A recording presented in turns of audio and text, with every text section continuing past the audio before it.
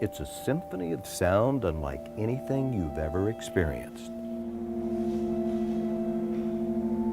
You're immersed in a chorus of ethereal tones that come from all directions, rising and falling, blending and constantly changing. It's the resonant sound of glass, reminiscent of a finger rounding the rim of a crystal goblet. In this installation, Transference at the Houston Center for Contemporary Craft, you're surrounded by 30 glass vessels of varying sizes, each producing its own unique sound. Ethan Rose is an experimental sound artist, and Andy Pico is a glass artist. They came together on this project, bringing both of their interests to create an immersive sound environment. Ethan created choral arrangements of these glass vessels on the walls, and they play for a specified amount or duration of time, but as far as which vessel plays when, it's completely random, so always creating a different experience when you're in the space. The Craft Center is one of only a handful of institutions in the country where you can experience the art of craft at this level. It really has to be good, high quality work that's going to engage the visitors and create a really great experience for them to not only learn, but to appreciate and to get a better understanding of what craft can be. The Craft Center is constantly breaking new artistic ground, exploring contemporary craft at its highest level.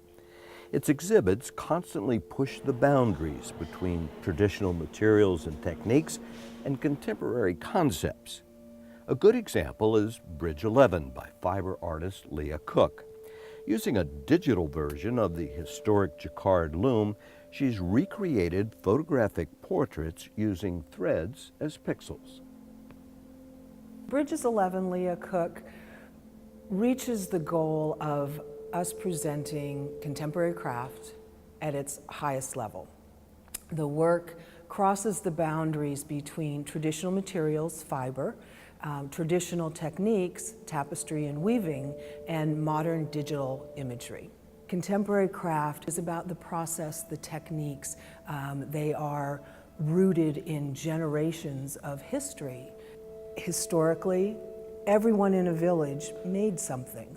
Everyone was a craft artist, and the objects were functional, the things that they created. A broom was a broom because it had a job to do. When industrialization happened, artists sort of pushed back against that. Now everything was made by machine, but artists were still working in those traditional processes and materials.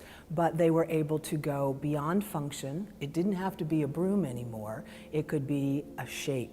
It could be about the form. It could be about the statement that it might make. Where they are going with commentary or socio-political statements is the contemporary piece of it.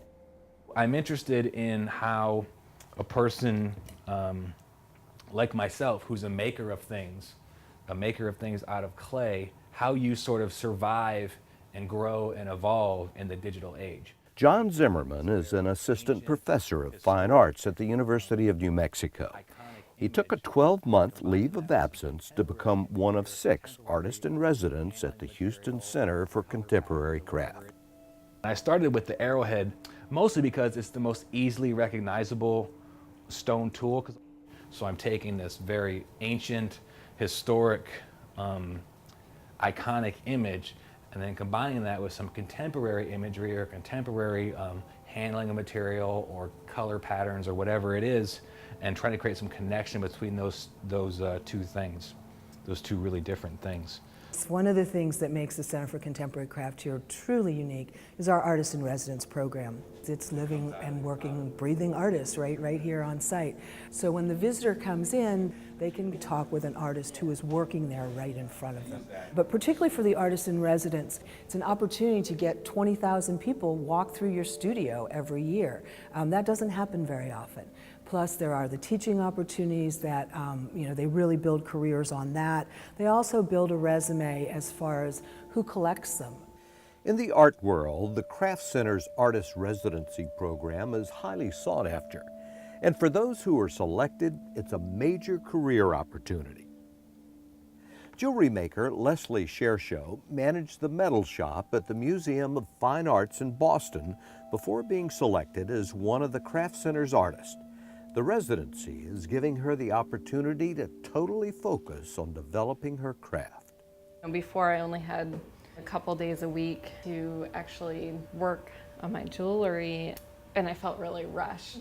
You know, jewelry is really time consuming, so it was really hard to even get anything done, because the moment that I started working, I felt like I had to pack up and go. So it's really great for me to actually have like a full day's work, making this sort of like a full-time job for a little while. I'm working on some new pieces. Next door, artist-in-residence Melissa Walker is combining metalsmithing and papermaking to create works to adorn the body. Some are in the form of more traditional jewelry. Others are designed to explore personal interactions between the viewer and the wearer. Nathan Dube is a metalsmith whose work, like this presentation's set of matched spitball shooters, explores the relationship between childhood play and aggression and masculinity. Like all of the artists, Nathan's studio is open to the public.